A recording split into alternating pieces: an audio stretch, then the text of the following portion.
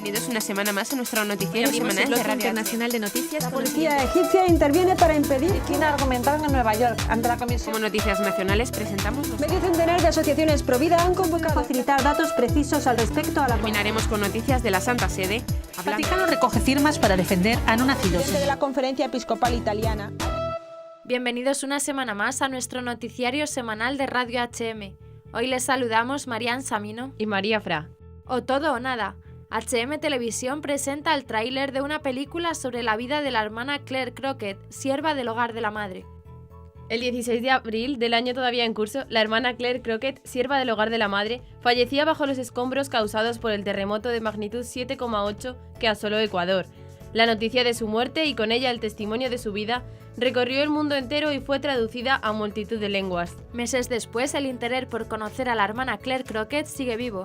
Por eso la Fundación Eucamami HM Televisión ha comenzado las grabaciones de una serie de entrevistas destinadas a realizar una película documental sobre la vida de la hermana Claire, para que su historia pueda seguir tocando y ganando para Dios los corazones de muchas personas.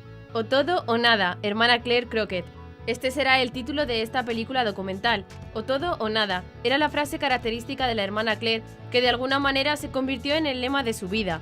O todo o nada, si le vas a dar algo a Dios, hay que darle todo. No te quedes a medias, hay que llegar a la santidad. Como promesa de lo que llegará a ser O todo o nada, HM Televisión nos presenta este primer tráiler. Salió a la luz en una fecha muy especial, el día del cumpleaños de la hermana Claire.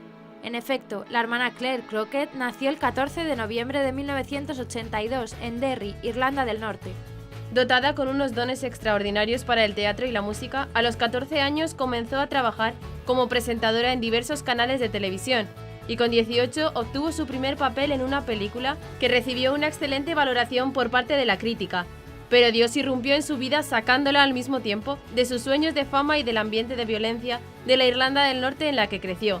Dejándolo todo atrás, entró como sierva del hogar de la madre el 11 de agosto de 2001, donde puso al servicio del Señor todos sus dones y talentos. Una actriz incipiente deja su carrera para entregar su vida a Dios. Algunos podrían ver esto como un fracaso total, pero ¿lo fue realmente? Tras su trágica muerte, el fracaso parece haber llegado a su final más devastador. Sin embargo, son muchos los que piensan que la historia no termina allí. Gracias a los archivos audiovisuales de las siervas del hogar de la madre y a la colaboración de su familia, HM Televisión está reconstruyendo la historia real de la hermana Claire, esa hermana que dio su todo a Dios sin guardarse nada. Esperamos que Todo o Nada pueda ayudar a descubrir quién era y cómo era la hermana Claire. Esperamos que todos los que vean esta película ardan en deseos de llegar a la santidad. Comenzaremos con las noticias de interés internacional. Pakistán, sin justicia ante el crimen sufrido por un matrimonio cristiano. Filipinas, preocupación de obispos por reactivación de planta nuclear. Guatemala, Generación Vida, 7º Congreso Internacional Pro Vida. Argentina, Noelia, la maestra con síndrome de Down. Bélgica, más de 2.000 personas asesinadas en un año con la eutanasia. Pasaremos después a las noticias nacionales. Los mártires de Paracuellos iluminan la noche cultural que vivimos. De cada 4 personas perseguidas por su religión, 3 son cristianas. Concentración Mariana Mater Misericordia en Pamplona. La Conferencia Episcopal concede ayudas a 144 proyectos pastorales. Una exposición de belenes del monasterio de Sigena. Y por último, comentaremos algunas de las noticias más destacadas de la Santa Sede. Permanecer firmes en el Señor, caminar en la esperanza, el Papa en el Ángelus. Si el Señor llama a tu puerta, ¿estás preparado para abrirle? Papa Francisco. Gracias a la confesión hemos cambiado nuestras vidas. Francisco, si no estás atento, nunca sabrás si Jesús te está visitando. Catequesis del Papa. Sufrir con paciencia los defectos del prójimo. 2 años después del terrible asesinato de los esposos cristianos Sama y Sazad, quemados vivos por una acusación de blasfemia el 4 de noviembre de 2014 en Kot Radha-Kisan, en el distrito de Kasur, continúa la lucha para recibir justicia y castigar a los autores de este delito. La católica Michelle Cowdery, presidenta de la Cecil and Iris Cowdery Foundation, una organización que hoy se ocupa de la protección legal y la educación de los 3 hijos huérfanos de la pareja, declaró: Vamos adelante con el Poder Judicial para garantizar que los responsables de este atroz asesinato sean llevados ante la justicia. El gobierno de Pakistán debe proporcionar seguridad y protección a todos los ciudadanos de Pakistán, independientemente de su fe, tal como está consagrado en la Constitución. La pareja trabajaba como obreros en los hornos de ladrillos. Tras ser acusados de blasfemia, fueron torturados y luego arrojados al horno por una multitud furiosa. El episodio generó una ola de terror en todo Pakistán y dejó en shock a todo el mundo. Conmemorando el segundo aniversario del trágico suceso, Michelle Claudry afirmó: «Hoy llevamos a Sama y Shahzad de lo profundo de nuestros corazones. Son dos vidas inocentes perdidas debido a la intolerancia extrema en nuestra sociedad. El horror de ese día permanecerá en nuestros corazones y mentes en los años venideros. No hay compensación monetaria que pueda expiar tal acto extremo de violencia». El ministro de Energía de Filipinas, Alfonso Cusi, ha confirmado la disposición del presidente Rodrigo Duterte de reactivar la planta nuclear de Bataan, construida pero que nunca comenzó a funcionar. El ministro ha garantizado que se observan las máximas medidas de seguridad.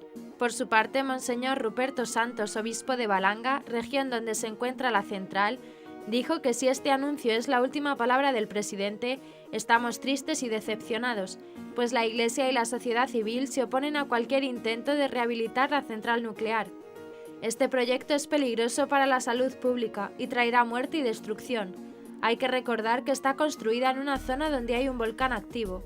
La Iglesia pide al gobierno que tenga en cuenta la vida y el futuro de nuestra gente y el medio ambiente, en lugar de los ahorros y ganancias materiales. La central nuclear de Bataan fue construida entre 1958 y 1986 y nunca fue activada, pero Filipinas siempre la ha cuidado y mantenido, y en los últimos años se ha desempolvado el proyecto para encender el reactor.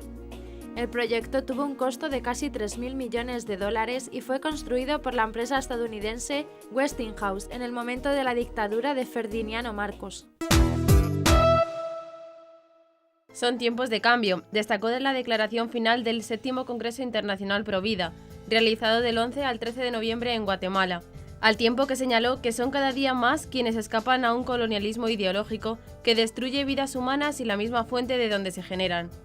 El evento titulado Generación Vida contó en el acto inaugural con la participación del presidente de Guatemala, Jimmy Morales, quien reiteró su rechazo al aborto. El evento, señalaron, ha sido un hito fundamental en el camino de la Generación Vida. Más de 1 millar de jóvenes presentes, conferencistas e invitados de 25 países y otros miles que nos siguieron por las redes sociales, asumimos un compromiso trascendental: ser promotores de la cultura del encuentro y contrarios a la cultura del descarte, ser promotores del diálogo que destierre el odio y la intolerancia, ser promotores del amor generoso con los más pobres y vulnerables, erradicando todo acto de violencia y de indiferencia. Urge el regreso al respeto de la dignidad de la persona humana desde su concepción hasta su muerte natural y la promoción de la familia fundada en el matrimonio entre hombre y mujer para la protección y educación de los hijos. Urgen acciones políticas concretas y urge el compromiso específico de cada uno, indicaron. Los defensores de la vida y la familia remarcaron la importancia de estar junto a todos y cada uno de los que nos necesitan, especialmente junto a las niñas víctimas de abuso sexual, las adolescentes embarazadas y las madres solteras. Que nadie pueda decir, a mí no me ayudaron. Desde niña, Noelia Garella soñó con ser profesora y luchó intensamente para que su condición no se lo impidiera. Finalmente, a los 31 años, se convirtió en la primera maestra de preescolar con síndrome de Down en Argentina y una de las pocas en el mundo. Noelia Garella se graduó en 2007 de maestra preescolar en el Instituto Superior del Profesorado Dr. Antonio Sobral, en la ciudad de Córdoba. Sin embargo, los prejuicios le impidieron encontrar trabajo hasta 5 años después. Pese a que tuvo que enfrentar prejuicios e insultos, incluso el de una directora de un jardín que la llamó monstruo, Noelia siguió adelante y en 2012 se incorporó al Jardín Maternal Municipal Capullitos, también en Córdoba, como encargada del programa de estimulación temprana a la lectura. El gran paso lo dio en enero de 2016, cuando el Jardín Infantil Jerómito de Córdoba la contrató para ser educadora de nivel medio menor del establecimiento, es decir, de niños de 2 años, y de esa manera logró ser la primera maestra con síndrome de Down en Argentina. María Alejandra Senestrari, directora del Jardín Capullitos y que acompañó a Noelia en los primeros pasos de su profesión, dijo que trabajar con ella es una experiencia de crecimiento, porque Noelia es especial no por su síndrome, sino porque es una gran persona. Los casos de eutanasia en Bélgica han llegado a cifra récord. Solo en 2015, más de 2.000 personas fueron asesinadas intencionalmente por médicos que han jugado con la vida de las personas mientras alegaban estar respetando la voluntad y dignidad de una persona que quiere una muerte digna. Desde que la eutanasia se legalizara en Bélgica en 2002, han sido asesinadas 12.762 personas en manos de médicos que utilizaban la medicina como si se creyeran Dios. En este sentido, la directora en Europa de ADF Internacional, Sofía Kubi, ha cuestionado la ética de la ley belga sobre la muerte intencionada. Una vez que se aprueba la matanza intencional de personas, no hay vuelta atrás.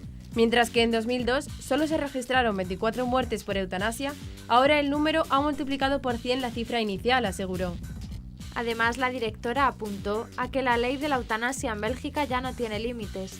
Bélgica se sumergió en una pendiente resbaladiza cuando legalizó la eutanasia, pero ahora se ha hecho más notoria porque no matan a personas enfermas, sino que permiten el suicidio de un paciente sano siempre y cuando demuestre problemas físicos o mentales como son trastornos alimenticios, depresión o incluso homosexualidad.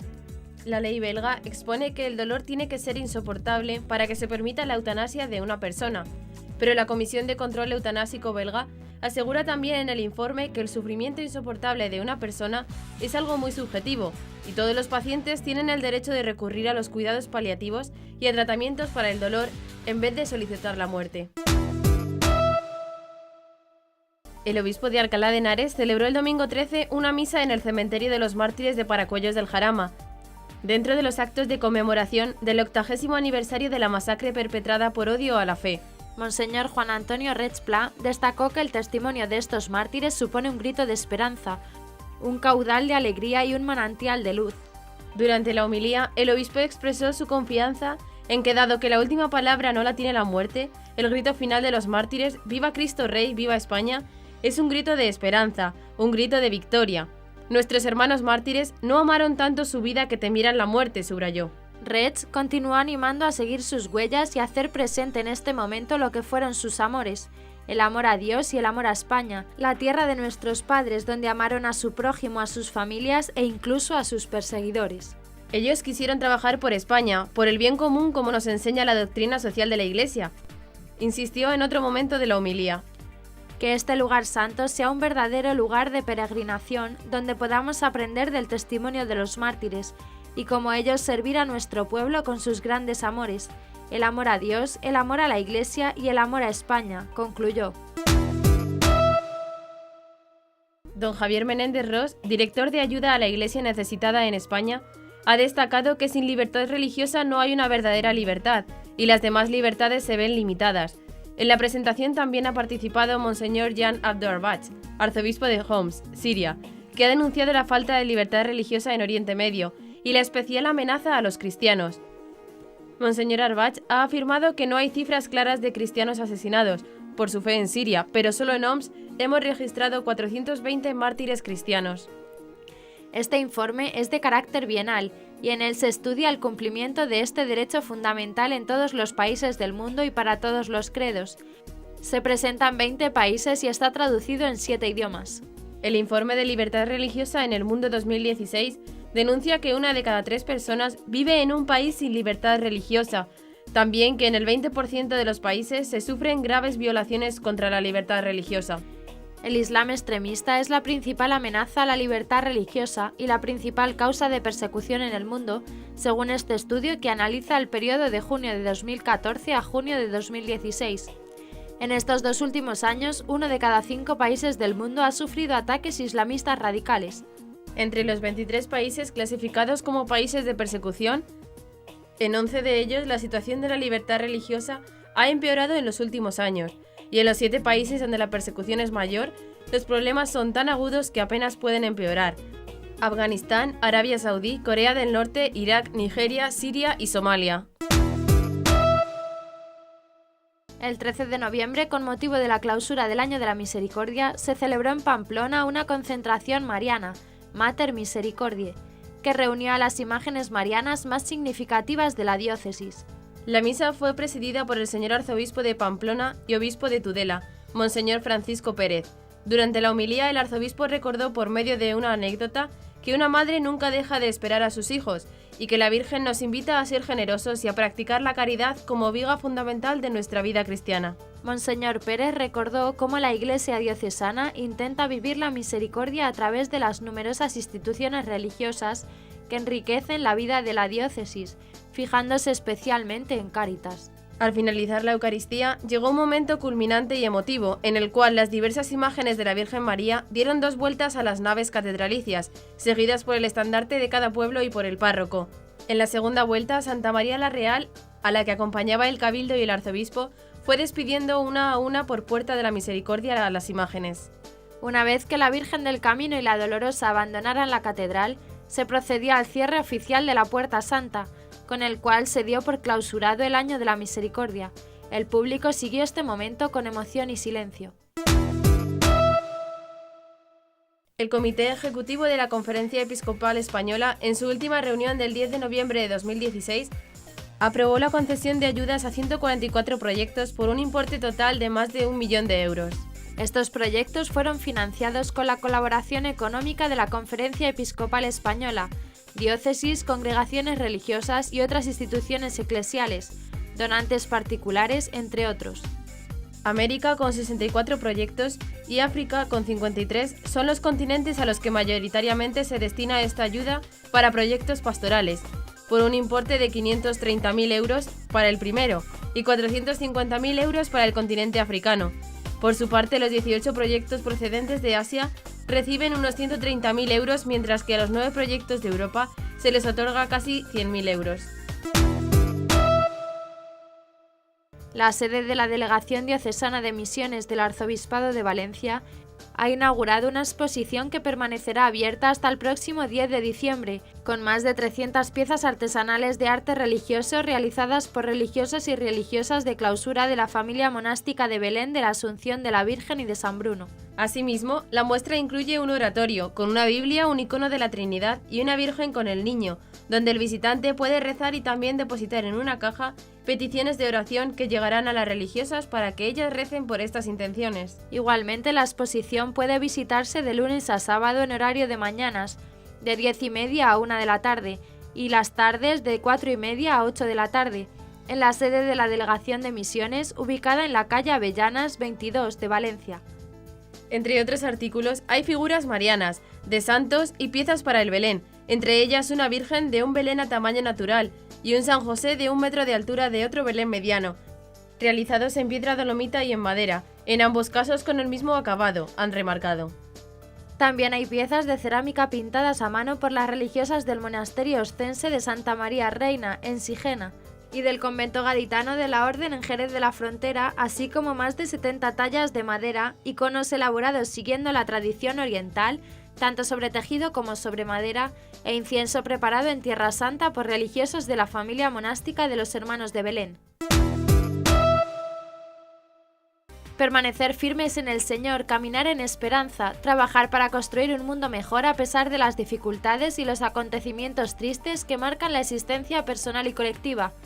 Es lo que verdaderamente cuenta. Fue la afirmación del Papa Francisco a la hora del Ángelus del segundo domingo de noviembre. Ante una plaza de San Pedro repleta de peregrinos llegados de diversos países del mundo, el pontífice basó su reflexión en el pasaje evangélico de Lucas, en el que Jesús, hablando a sus discípulos sobre los últimos tiempos, frente al templo de Jerusalén, les advierte sobre la condición efímera de las construcciones humanas y que no hay que poner en ellas nuestra seguridad. Jesús sabe que existe siempre quien especula sobre la necesidad humana de seguridades, afirmó el Papa, y por eso advirtió que no hay que dejarse engañar por falsos mesías, guerras o revoluciones, porque también estas cosas son parte de este mundo. De ahí su invitación a trabajar con esperanza en la construcción de un mundo mejor, a pesar de las dificultades tristes que puedan marcar nuestra existencia, porque es lo que la comunidad cristiana está llamada a hacer para ir al encuentro del Día del Señor. Y este es el compromiso que nace de este jubileo extraordinario de la misericordia que está por concluir, explicó Francisco. Construir el futuro sobre esta tierra para hacerlo un tiempo de salvación para todos, con la certeza de que Dios conduce nuestra historia. En la misa del 15 de noviembre en la Casa Santa Marta, el pontífice recordó que la Escritura dice que a los tibios Dios los vomitará de su boca. ¿Qué piensa alguien que es tibio? Lo dice aquí el Señor, piensa ser rico. Me he enriquecido y no tengo necesidad de nada, estoy tranquilo, dijo al comentar el Evangelio del día. Sin embargo, es una tranquilidad que engaña. Cuando en el alma de una iglesia, de una familia, de una comunidad, de una persona está todo tranquilo, allí no está Dios, expresó el Santo Padre. Esa riqueza del alma que tú crees tener porque eres bueno, que haces todas las cosas bien, todo está tranquilo. Pero hay otra riqueza, esa que viene de Dios, que siempre lleva una cruz, siempre lleva la tempestad, siempre lleva alguna inquietud en el alma. Según el Papa, los tibios pierden la capacidad de contemplación, la capacidad de ver las cosas grandes y hermosas de Dios. Y Dios actúa de otra manera, nos invita.